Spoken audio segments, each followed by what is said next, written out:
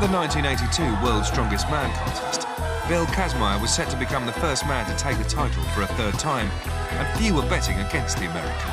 There's power. Especially those who knew the lengths to which Kaz would go to win a contest. Any contest. Can you imagine being a beginning lifter, having a hard time putting food on your table and eating 500 grams of protein a day? And all of a sudden they have a contest at a pet store, a grand opening, for eating goldfish, and the prize is $300. And that'll pay your rent for a month. Well, needless to say, I bellied up and bowed up, went up against some kids 8, 10, 12 years old. One of them ate 15 goldfish. There was a young man at 14, he probably ate 100. Well, I ate 1,000 goldfish, and I took home the prize of $300. Kazmaier's win-at-all-costs mentality was all too evident in 1982. In the final round, the sumo wrestling, the champion was carrying a severe injury. No one knew going into that event of wrestling, I couldn't even walk. So what I did was slap myself in the face, got absolutely berserk, and went into the ring against John Gamble. He was so scared by the facial expressions I was making, he ran out of the ring.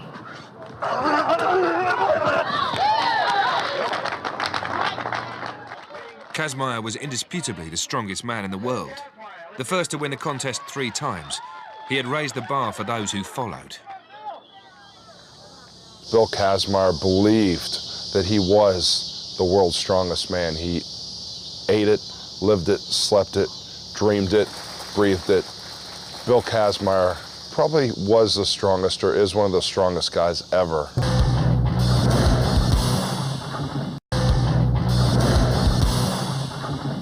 Just beneath that outer layer of warmth and fuzziness, there's this boiling rage. There's this beast of a man. Damn it! Kazmaier angry. 1 second to the last whip. The Kaz is an icon. He's an icon in the sport. So strong that he may just be able to press the weight overhead. Bill Kazmaier made his WSM debut in 1979. The 26-year-old Kaz, as he was affectionately known, was the world powerlifting champion, had an intimidating 23-stone frame, and was to become one of the most intense competitors ever. I knew he was a little bit different than just the basic weightlifter out of a gym. And to me, you know, on a pound-for-pound level, at that time, he was probably the strongest man in the world. Bunnies pop up from behind every tree, lurk around every corner. This is the Playboy Resort, you see. And surrounded by these Playboy bunnies, I'm here to witness the contest for the world's strongest man. And helping me out, a very special playmate, Henry Cooper. Do you think they suit me, Derek? The venue certainly suited Kazmaier, as he won his first title in 1980. Toby and Sue. My focus was on the event and the event only. As a matter of fact, in the squat lift, they put a clear plexiglass floor for the bunnies to sit on. Now, you may not believe this, but I never looked up. My focus was keen on the weight, and I won the event. And it's 10 points to Kazmaier. Kazmaier remains involved in the competition 2 decades after his last appearance as a competitor. As co-presenter of the American version of the show, broadcast in the States by ESPN, he works closely with veteran sports commentator Todd Harris. Kaz is fantastic. You know, people ask me, is he that scary? Is he that big? Is he that mean? Because when he gets into the voiceover booth or he gets to the competition, he really gets into it. And, you know, the voice goes down a few octaves and he's, Todd, let me tell you what, and he's all fired up. But he really is what I would call a gentle giant. I wouldn't want to compete against him. I wouldn't want to meet him in a dark alley, but I certainly wouldn't want to compete against him. Thickness of the bar now 15/16 of an inch. Scary and very strong, undeniably, but even the self-titled strongest man ever was brought down to earth by an iron bar on his way to winning the second title in 1981. And listen to Kazmaier. Apparently they have suffered some type of muscle pull. Let's hope it's not too severe. Yeah, the tendon slipped right out of the groove in the shoulder. He's already put the tendon back in.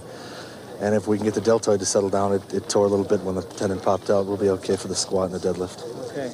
Piper in the yellow lane, Waddington in the blue. The reigning champion was men becoming should do increasingly extremely irritated well in by this the event. PA And announcer's now Bill description of Kazmaier opponent putting Dave his Waddington, laser-like the man with concentration the to the strongest task. legs in the world, apparently. As Kazmaier stood under the bar, eyes bulging and holding a weight of 440 kilos, Just under he was determined to set the record kilograms. straight. Strongest legs, right here. You decide. And so the chef here at the Country Club.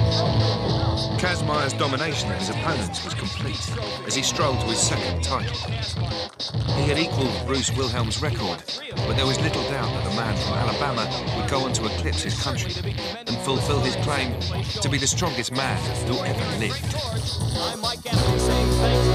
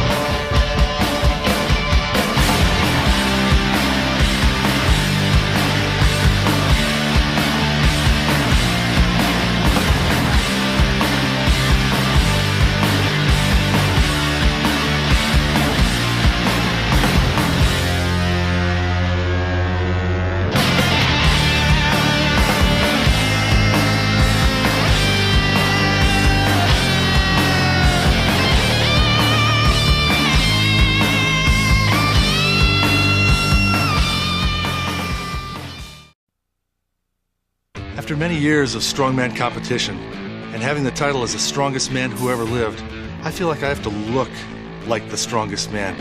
I still want a high energy level and I want to be very fit. With many thermogenic products, I got a big rush in the morning and then was flat by the middle of the day. After a couple of thermocores, I head into a workout and really get moving. After 15 sets, I'm just smoking and can make it through a 70-set routine. You want to go in the gym and tear it up like Bill Kazmaier? Take a couple thermocore.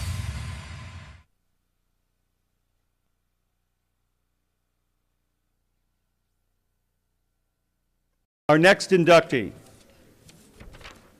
Bill Kazmaier. When the first time I saw Bill, I thought I was seeing a mountain. Bill, one of the strongest men in the world, and by some people's measure, well, Mark Henry and Bill, two strongest men in the world, are in this room today.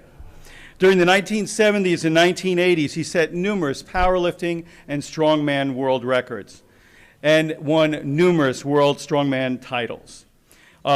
Just a remarkable all-around athlete because not only as a world champion powerlifter, world champion strongman, and professional wrestler, this guy is out there preaching to young kids and educating them on healthy lifestyle and how to stay motivated and improve their lives.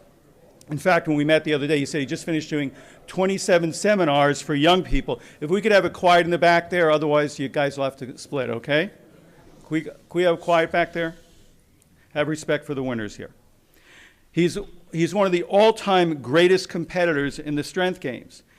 He's the first human to bench press over 660 pounds. And in the powerlifting meet, his total was over 1,100 kilograms, 2,445 pounds. Enormous amount of weight. He also had the deadlift record, 886 pounds.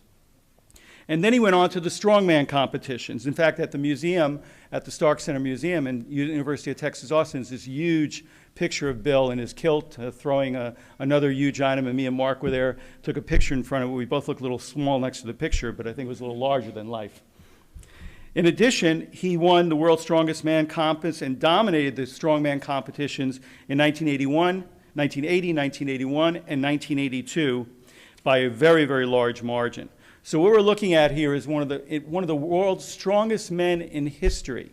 And that's a really kind of unique title to say, you know what, I'm the strongest person that was ever born on this planet. Bill Kazmaier. Yes.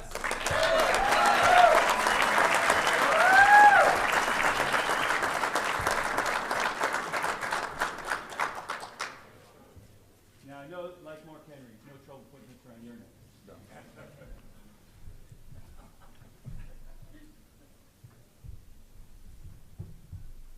That's the second biggest champion of 100 pounds.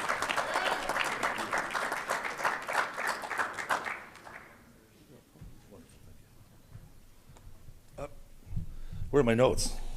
I lost my notes. What am I going to do?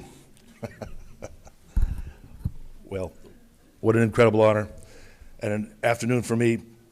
Of course, with the big show coming up this afternoon and this evening, my mind could quite possibly be somewhere else, thinking about Brian Shaw and Hafthor Bjornsson and a few of the other athletes, along with what they're going to do on that stage with Mark Henry and I in just a few minutes. They said we'd get there by 1:45, so I'm going to keep this really short. And thank you so much. I congratulate all the other inductees. Such a tough act to follow as far as an acceptance speech. I'd simply like to say that I had a lot of motivation through my life also by support and family, except when your father was so encouraging, my father told me that I would be horseshit and nothing else but. So I was able to overcome that, the negative reinforcement. I've had a few heroes in my life that have really influenced me. Lately, he's sitting in the front row on the far left, Ronnie Coleman.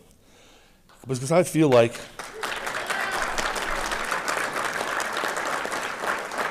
pretty remarkable man. So many times when I met him in his career, when he was at his peak, I had to gasp. He was that big. But the measure of a man is how you react on a bad day. And many of us will fall and look for pity, maybe not get back up, maybe have people walk all over us. But a true champion will pop back up and overcome. So many times in my career, take for instance 81 World's Strongest Man when I bent a steel bar and tore my pectoral, deltoid, and bicep off. I lift parts of my body on the field of battle. My doctor said, we got to go to the hospital. I said, I can't go yet. I got 4 events, and my title, my trophy, and my check is still here, and I'm not leaving until I take it. Out of those 4 events, I took 2 firsts, a second, a third, and a fourth. Many, many times in the World's Strongest Man, I tore both hamstrings. Once with an 870-pound squat, I wrapped it and went 950 and tore the other one. Okay, after squatting, I had to deadlift. We know what muscles, Eddie Cohen, greatest power lifter ever, front row, former inductee, we know what muscles are used in deadlift. I couldn't bend my legs. The first lift was 700 pounds. I went then 700, 800, 900. Then 25, 50, 75, 1,000, 1,000, 25, 1,050 with 2 torn hamstrings to become the strongest man in the world. Again, the measure of a man is how do you react on a bad day. One of my friends is here, and I really have to have a shout out to Tom Hanrath. When we were 10 years old, I haven't seen him in 53 years. I just saw him yesterday, and he's here in the 3rd row. Tom, when you jumped out of perfectly good airplanes into the water and then swam a mile underwater and did your missions and all that all over the world, you really inspired me as I was growing up. As I was doing my strongman stuff, you were out fighting wars and protecting us and keeping us free. You're now 110 pounds, I'm 330 pounds. The measure of a man is not the size of his body, it's the size of his heart. And Tom Hanrath, thank you for all you did, not only in the military and keeping us all safe, but also what you did after, which was saving lives, working in the military, and now helping all the veterans with what they're doing as they've come back. I've got to...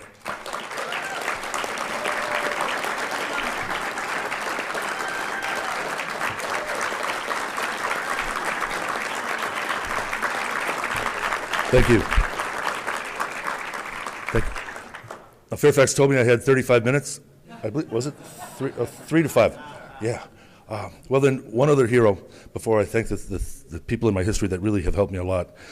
Stevie. We're going to see Stevie compete tomorrow. I met him in England about a month ago. What a remarkable guy. Flipping tires, doing a log press, all the strongman events, really has overcome adversity. Stevie, fantastic guy. With his prosthetics, he stands about this tall. Without him, he stands about this tall. One of the toughest guys I ever met, lost both legs over in England in some fighting, lost many of his fingers. The measure of a man is how do you react on a bad day. the three guys in my life that have really influenced me the most, when I go way back, it's going to have been the great Carlisle Indian, Jim Thorpe, Native American, excuse me. He won the pentathlon, the decathlon, and was a football player and a baseball player. He really motivated me to do the things that I did as I grew up to become a decathlete of strength. Herschel, you would know Dick Kazmaier, 1951, Princeton University. He overcame adversity in that he was rather small. He didn't quite know what to do against most of the other teams in the Ivy League, so he scrambled all over as a halfback. He threw the ball, which was unusual, and then he did a quick kick. And for that, they gave him the wonderful bronze trophy. Last but not least is guys who have really motivated me, the guy that gave me many pearls of knowledge in my life. As I try to go into schools and talk to kids and give them these pearls of knowledge, I got many of mine from a guy who stood on stage with Arnold and Lou and Franco and Frank, and at 53 years old, he looked magnificent. He looked like a mountain of a man, extremely muscular. At 53, Bill Pearl. He gave me the keys to the inner universe that helped me in the physical culture, and I try to share it with others wherever I go, in every community. So thank you so much for this award. Congratulations for other inductees. Thank you, Bob. Thank you, Fairfax.